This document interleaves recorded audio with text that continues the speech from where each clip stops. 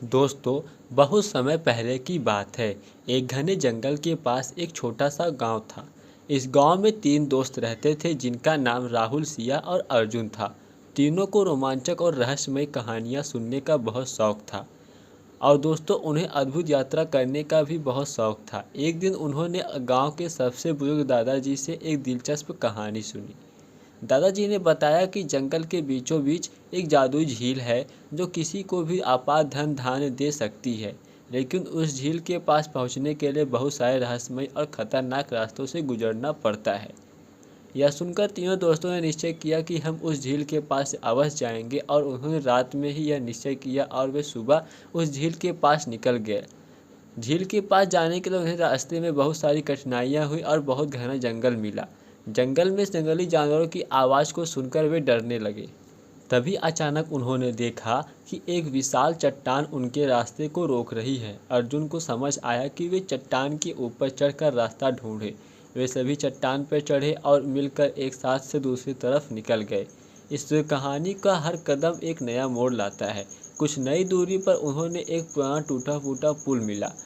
पुल की हालत देखकर सिया ने कहा, हमें बहुत सावधानी से इसे पार करना चाहिए। उन्होंने एक तरफ से दूसरी तरफ जाने के लिए एक दूसरे का हाथ पकड़ लिया और पुल की तरफ से निकल गए।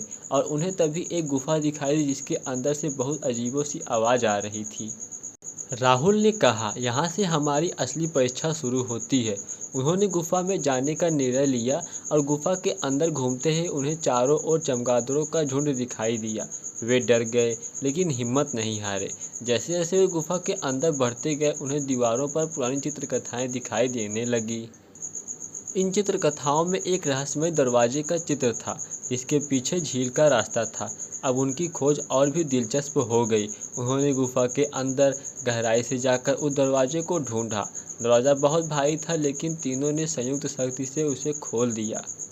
दरवाज़ा खुलते ही उनके आंखों के सामने एक अद्भुत दृश्य दिखाई दिया। एक झील जो कि चांदी के समान चमक रही थी। झील का पानी इतना साफ था कि उसमें तारे की छवि भी नजर आ रही थी। उन्होंने झील के पास जाकर देखा तो वहां पर सचमुच अनगिनत खजाने और अनमोल रत्न बिखरे हुए थे। लेकिन जैसे ही उन्होंने उन खजाने को छूना चाहा तो झील के पानी से एक आवाज़ आई, यह खजाना केवल उन्हीं के लिए है जो निस्वार्थ भाव से इसकी रक्षा करने का वचन देते हैं। तभी तीनों दोस्तों ने आपस में देखा और एकमत होकर वचन दिया कि वे इस झील के खजाने की रक्षा अवश्य करेंगे और इसका उपयोग केवल भलाई के लिए ही करेंगे।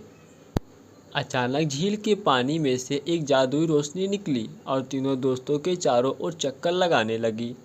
रोशनी ने उन्हें एक एक करके अपार ज्ञान और समझ प्रदान की। वे समझ गए कि सच्चा खजाना भौतिक वस्तुओं में नहीं बल्कि ज्ञान और समझ में होता है।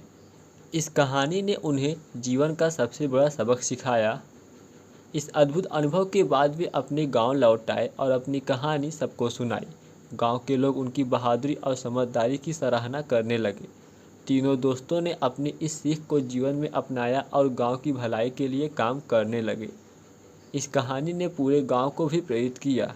तो दोस्तों, इस तरह की जंगल की रहस्यमय यात्रा ने उन्हें और गांव के लोगों को यह समझाया कि सच्चा खजाना भौतिक प्रेम और लोगों के साथ एक साथ मिलजुल कर रहना होता है।